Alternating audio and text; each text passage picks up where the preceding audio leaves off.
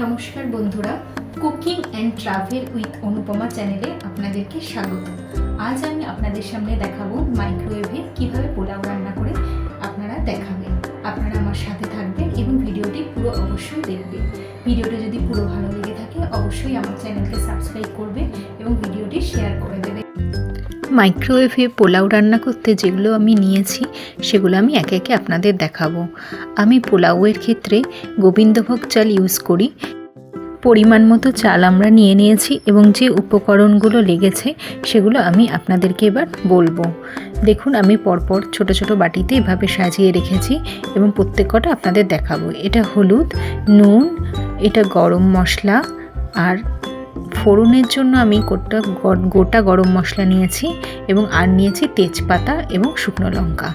আর আমি কিছু পরিমাণ কিশমিশ আমি আগে থেকে ভিজিয়ে রেখেছিলাম, আর কাজু বাদামও আমি আগে থেকে ভিজিয়ে রেখেছিলাম নরম হওয়ার জন্য।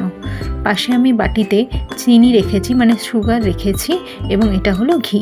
এইগুলো দিয়ে আমরা মাইক্রোওয়েভে শুরু করব পোলাও রান্না। প্রথমে আমি দেখাবো, চালটাকে আমি ভালো করে ধুয়ে এর জলটা ছেঁকে নিয়ে এর মধ্যে আমি হলুদ মেশাবো এবং থালায় ছড়িয়ে রাখবো যতক্ষণ না জলটা ভালো করে শুকিয়ে যায়। এইভাবে থালায় ছড়িয়ে আমি একটা জায়গায় রেখে দেবো। পুরো চালের জলটা শুকিয়ে গেলে তারপরে আমি রান্না শুরু করব। কড়াইয়ের মধ্যে আমি প্রথমে ঘি দিলাম। বেশ কিছুটা ঘি দেওয়ার পর এর মধ্যে ফোড়ন হিসেবে আমি গোটা গরম মশলা, তেজপাতা আর দিলাম এর মধ্যে শুকনো লঙ্কা। হালকা ভাজা হয়ে যাওয়ার পরে এর মধ্যে আমি চালটা, ওই শুকনো অবশ্যই চালের মধ্যে জল থাকবে না, পুরো এই চালটা আমি এর মধ্যে দিয়ে দিলাম এবং বেশ কিছুক্ষণ নাড়লাম। বেশ কিছুক্ষণ নাড়ার পর এর মধ্যে আমি ভেজানো কিশমিশ ও কাজু বাদামগুলো দিয়ে দেব, আর পরিমাণ মতো নুন এর মধ্যে দিয়ে দেব। চালটাকে বেশ ভালো পরিমাণ ভাজতে হবে, তাহলে পোলাওটা ঝরঝরে হবে। এর মধ্যে আমি বেশ কিছুটা চিনি এর মধ্যে মিশিয়ে দিলাম। চিনিটা আপনারা স্বাদ অনুযায়ী দেবেন। আমাদের বাড়িতে যেমন পোলাওতে মিষ্টি একটু বেশি খায়, তাই আমি মিষ্টির পরিমাণটা একটু বেশি দিই। ভালো করে ভাজা হয়ে গেলে এর মধ্যে আমি গরম মশলাটা দিয়ে দেবো। গরম মশলাটা দেওয়ার পর খুব ভালো করে নেড়ে যখন দেখব বেশ ভালো ভাজা হয়ে গেছে, তখন আমি গ্যাসটা বন্ধ করে দেব। এবার আমি মাইক্রোওয়েভের বাটিতে ওই চালটা মেপে মেপে ওর মধ্যে ঢালবো। আমার এখানে 3 বাটি হলো। 3 বাটি হওয়া মানে তার দ্বিগুণ পরিমাণ গরম জল আমি এর মধ্যে অ্যাড করব। দেখুন, এখানে আমি 3 বাটি দিলাম এবং 6 বাটি জল আমি এর মধ্যে দিলাম। এই জলের পরিমাণটা কিন্তু মনে রাখবেন, দ্বিগুণ পরিমাণ জল দিলে তবেই কিন্তু পোলাওটা একদম শুকনো এবং ঝরঝরে হবে।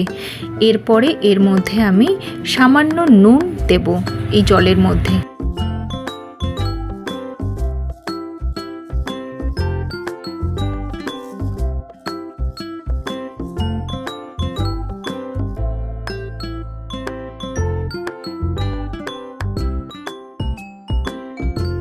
এবার আমি এটাকে মাইক্রোওয়েভের মধ্যে ঢুকিয়ে মাইক্রোওয়েভে 15 মিনিট এটাকে রাখবো।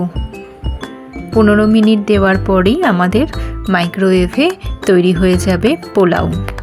15 মিনিট যখন হয়ে যাবে, এবার আপনি মাইক্রোওয়েভ থেকে ওটাকে বের করে আনবেন এবং দেখবেন এরম সুন্দর পোলাও তৈরি হয়ে গেছে। দেখুন, আমি হাত দিয়ে তুলে দেখাবো এবং চামচ দিয়ে একটা জায়গায় পাত্রে তুলে দেখাবো কেমন ঝরঝরে হয়েছে।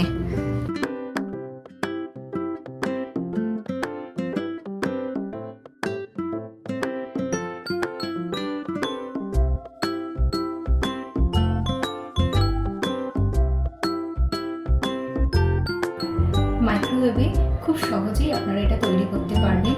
কড়াইতে বা হাঁড়িতে করতে একটু অন্যরকম হয়, এটাতে আপনারা করে দেখবেন সবাই বাড়িতে। কেমন লাগলো ভিডিওটি যদি আমার ভালো লেগে থাকে এবং আমার এই রেসিপি যদি আপনাদের ভালো লেগে থাকে অবশ্যই ভিডিওটি শেয়ার করে দেবেন। ততদিনের জন্য নমস্কার, ভালো থাকবেন, সুস্থ থাকবেন।